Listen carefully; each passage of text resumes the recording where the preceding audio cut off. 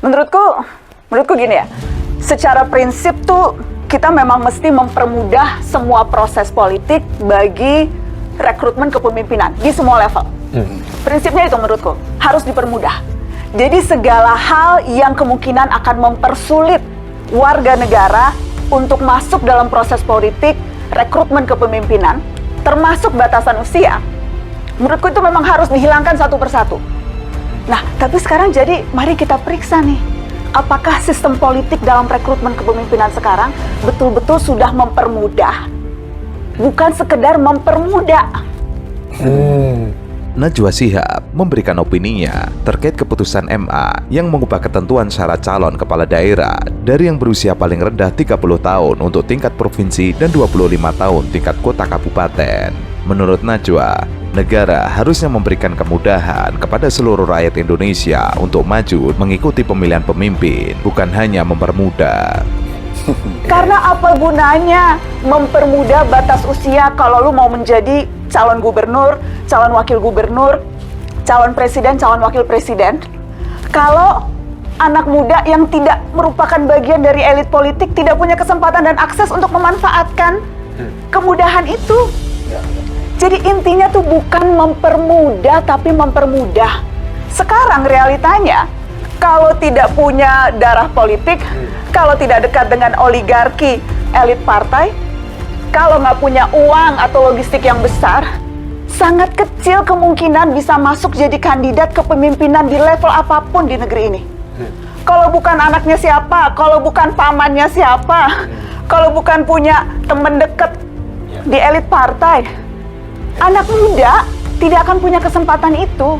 Ia lalu mengkritisi apa yang terjadi di Indonesia saat ini. Para pemimpin muda yang maju dalam pemilu adalah mereka yang memiliki hubungan dengan para elite di negeri ini, sehingga orang-orang biasa tidak dapat mengikuti kontestasi pemilihan pemimpin di negeri ini. Artinya, keputusan MA tersebut hanya untuk anak muda yang memiliki darah biru. Jadi agenda mendesaknya itu bukan mempermudah tapi mempermudah. Dan kalau kita bicara soal, dan ini bukan hanya di eksekutif loh, di legislatif, CSIS kemarin baru mengeluarkan hasil studinya. 138 dari 580 anggota DPR yang akan terpilih di 2024 ini, itu terlibat dinasti politik. Spesifik bicara anak muda, lebih dari 50% anggota DPR muda yang terpilih, 57,5%, itu terasosiasi dengan politik dinasti. Jadi ini bukan cuma kita bicara siapa yang jadi calon gubernur, wakil gubernur, calon presiden, calon wakil presiden di berbagai level kepemimpinan apapun. Anak muda yang digadang-gadang, percuma kalau paman lu tidak punya kekuasaan, kalau bapak lu tidak punya kekuasaan, kalau kakek adik lu tidak punya kekuasaan, tidak punya duit. Komika dan aktor Ando Vida Lopez meluapkan kekecewaannya atas keputusan Mahkamah Agung yang mengubah syarat usia calon kepala daerah. Ia tidak peduli dibenci karena kritik kerasnya itu. Ando Vida Lopez mengunggah kritikan terkait MA mengubah syarat usia calon kepala daerah lewat postingan video di akun Instagram dan TikTok. Ia mengaku mendapat banyak kebencian karena memposting video ini, tapi ia mengaku bodoh amat. Bullshit. Kalau emang original intentnya untuk anak muda, seharusnya yang diganti itu umurnya dong. Kalau emang hakim ngomong untuk anak muda, ya udah yang seharusnya 30 tahun jadinya 27, jadinya 28, jadinya apapun lah, apapun umur yang original intent. Tapi kan ini antara pelantikan, penetapan sama pelantikan. Yang hanya berbeda 3 atau 4 bulan. Which means, look how convenient it is for everybody yang di tengah-tengah penetapan. It's very convenient. Kalau lu kebetulan lahir di antara tanggal penetapan dan kebetulan lu lahir di tanggal pelantikan, berarti lu anak muda. Itu, jadi yang aku benci di online, orang selalu ngomong gini, Kak, kenapa anak muda? Emang apa salahnya anak muda? Guys, gue juga anak muda, gue juga 30 tahun. Tapi ini argumen yang sangat-sangat, gue juga sangat setuju anak muda, banyak anak muda yang penting, banyak anak muda yang hebat. Tapi emang di Pilkada 2017 nggak ada anak muda yang hebat. Kenapa baru dirubah sekarang di 2024? Emang di Pilkada sebelumnya nggak ada anak-anak muda umur 29-30 yang hebat. Jadi benar. Timingnya terlalu ya. Ia mengatakan awalnya saat ada kabar Kaisang Pangarep akan ikut Pilkada DKI Jakarta, ia langsung berpikir, pertanyaannya bukannya aturan umurnya 30 tahun. Dan hari itu juga ia membaca di berita bahwa MA sudah mengabulkan tidak harus 30 tahun diubah aturannya. Ia seperti tidak percaya dengan apa yang sudah dilakukan MA. Ia menekankan suaranya bukan menentang pribadi Kaisang. Pemerintah tidak bisa terus-menerus mengubah aturan hanya demi kepentingan saat ini. Andovi juga merespon jika ada yang bilang, ya sudah, kalau tidak suka jangan pilih dia di pilkada nanti. Itu masalahnya dengan negara ini. Tidak peduli dengan proses, yang penting hasil akhir.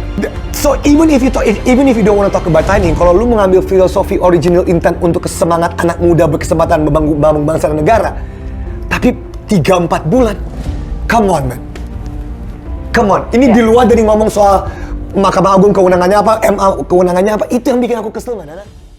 Itu belum lagi kalau kita bicara biaya-biaya di pilkada-pilkada yang lain gitu ya, yang jumlahnya juga semakin tinggi. Ada yang bilang sampai triliunan untuk menyiapkan dana yang dibutuhkan. Dan dana itu bukan hanya untuk keperluan biaya politik atau pemilu loh. Dana itu juga untuk bayar sewa perahu ke partai loh. Yang bikin mahal tuh salah satunya karena untuk mencalonkan atau dicalonkan harus lewat partai politik. Dan partai politik itu dalam prakteknya itu pasti minta uang mahar.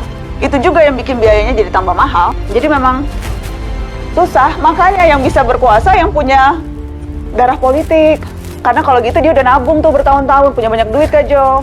Najwa Shihab memberikan kritikannya terkait money politik yang terjadi di Indonesia. Money politik merupakan salah satu musuh utama dalam setiap penyelenggaraan pesta demokrasi, baik nasional maupun lokal di Indonesia. Praktek pembelian suara pemilih oleh peserta pemilu maupun oleh tim sukses membuat biaya pemilu di Indonesia menjadi mahal dan menghasilkan pemimpin daerah yang berkualitas rendah. Iya, maksudnya kalau memang sepakat sih bahwa sistem pemilihan kita itu mahal, tidak efektif, tidak efisien, tetapi mari perbaiki sistem yang sudah kita jalani selama hampir 20 tahun ini, bukan kemudian terus mengubah sistemnya sama sekali. Dan cara memperbaikinya ya memperbaiki undang-undangnya, memperbaiki aktor politiknya, memperbaiki partai politiknya gitu. Yang bermasalah ini partai politiknya dan elit partainya kok. Najwa lalu menyoroti praktek-praktek kotor, penyuapan, dan jual beli suara dalam banyak kasus, salah satunya di dalam partai politik. Ia juga mengaku tidak setuju dengan usulan Amin Rais yang ingin mengubah pemilu secara terbuka dengan tertutup. Pasalnya bukan malah menyelesaikan masalah, tetapi pembagian uang akan dilakukan di dalam intern DPR. Yang selama ini membuat biaya politik menjadi sangat mahal, mereka nggak mau berkaca, nggak mau refleksi. Yang disalahin udah sistemnya aja yang diubah gitu. Jadi kita dari yang mau mengambil hak kita untuk memilih langsung pemimpin kita, memberikannya ke anggota-anggota MPR gitu. Sekarang aja kita nggak percaya lu bisa menyalurkan aspirasi kita di bidang-bidang yang lain. Terus sekarang suara gue mau lu ambil gitu, lu mengklaim tahu apa suara hati gue untuk memilih calon pemimpin gitu. Yang ada itu, money politiknya bukan ke rakyat, tapi money politiknya dibagi-bagi di perwakilan mereka sendiri. Jadi ini kemunduran banget sih kalau usulnya itu. Dipilih langsung aja dinasti merajalela, apalagi lo serahkan ke ketua-ketua partai. Semuanya dinasti. Bola. Sekarang kita masih untuk pemilihan langsung. Dinasti misalnya di Banten bisa, Bang. Dengan segala catatan tentu saja ya, mungkin kita bisa cari. Tapi di tempat-tempat yang lain bisa terjadi. Anda bisa pastikan kalau sekiranya pemilihan DPRD yang naik itu pamannya ketua, adeknya ketua, suaminya ketua, istrinya ketua. Lo mah nggak akan bakal kebagian. Sampai pemutih rambut kita seperti nggak bakal kebagian. Sudah negara ini milik para ketua umum partai sudah tuh. Oke. Benar sih, benar sampai sampaikan. Tapi intinya begini. Pengamat politik Ray Rangkuti mengkritisi pernyataan Prabowo Subianto terkait sistem pemilu di Indonesia yang dinilai terlalu mahal. Menurut Prabowo, ia ingin memperbaiki sistem di Indonesia dan tidak boleh malu untuk mengakui bahwa kemungkinan sistem ini terlalu mahal. Sehingga ia setuju dengan yang diungkapkan oleh Ketua Umum Partai Golongan Karya Bahlil Lahadalia, perlu adanya perbaikan sistem partai politik. Kita tidak boleh malu untuk mengakui bahwa kemungkinan sistem ini terlalu mahal. Betul. Dari wajah yang menang pun saya lihat lesu juga. Yang menang lesu, apalagi yang kalah. Ya kan? Saya lihat negara-negara kita, tetangga kita, efisien. Ya, Malaysia, Singapura, India. Sekali milih anggota DPRD, sekali milih, ya sudah. DPRD itulah yang milih gubernur, milih bupati.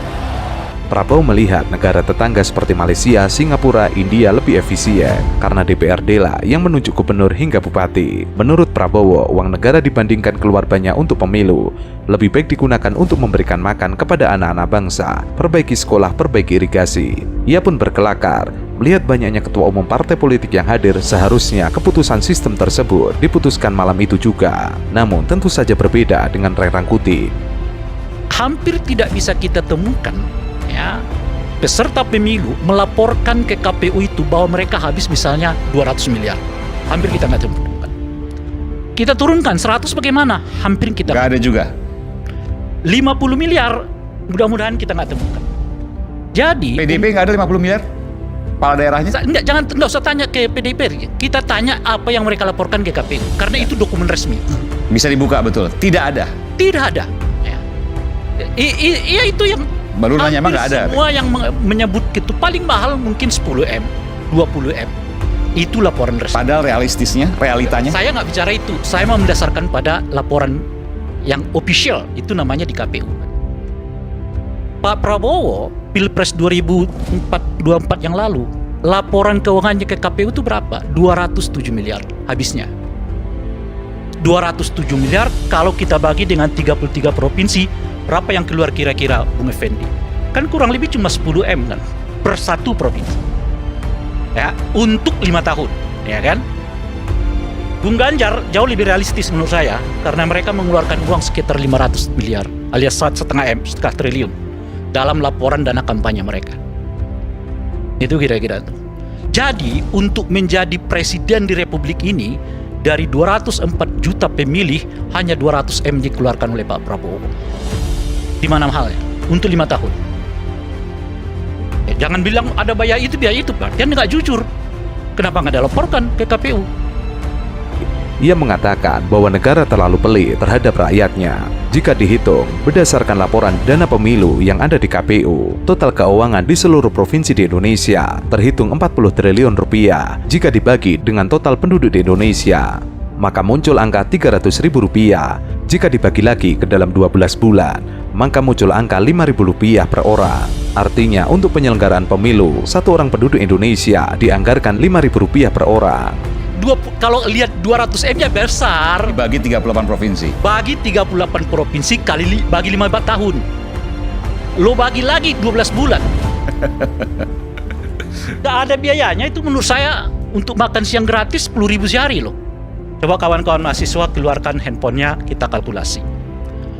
48 triliun dibagi 204 juta pemilih. Coba kalkulasi. Berapa kira-kira per pemilih itu dapat? 40, saya udah naikkan ya. Karena laporan itu 38. Kita naikkan aja menjadi 40 triliun. Coba kawan-kawan mahasiswa. Berapa jumlahnya? Dibagi 204 juta pemilih. Berapa itu? Sekitar 300 ribu sekian. Per pemilih, Bung. 300 ribu rupiah. 300 ribu rupiah per pemilih. Oke? Berapa? 200 berapa? Hah? 196 ketemunya. Kalkulator saya salah berarti. 296. Oh, 296. Baiklah, kalau kita pulkan aja ke 300 ribu angka lah.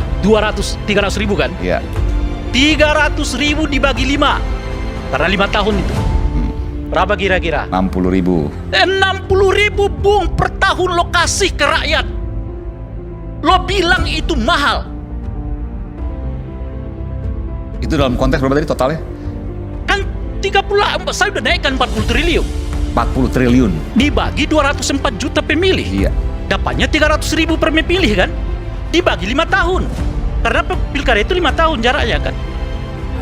Per anggaran. Jadi berapa per orang per tahun diberikan negara supaya mereka dapat menggunakan hak pilihnya ke TVS itu? Berapa tadi? 60 ribu. 60 ribu bagi 12. Per bulan berapa dikasih negara Q? 5 ribu. Hah? 5 ribu. 5 ribu. You tahu menggunakan hak pilih ke TPS itu hak makan ruhani bangsa ini.